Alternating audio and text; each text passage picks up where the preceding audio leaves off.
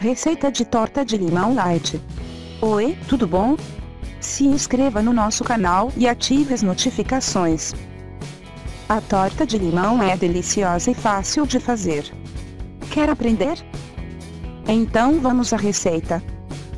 Ingredientes: 2 colheres de sopa de margarina, 200 gramas de biscoito maisena, 1 lata de leite condensado light, 1 caixinha de creme de leite light, suco de 3 limões.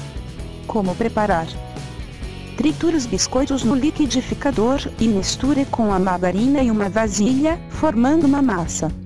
Coloque essa massa em um refratário untado e levar ao forno 180 graus por 10 minutos. Bata o leite condensado, o creme de leite e o suco no liquidificador. Espalhe sobre a massa e leve ao forno para gratinar por mais 10 minutos. Retire, coloque raspas de limão e leve para gelar. Compartilhe essa receita. E continue nos assistindo. Até mais.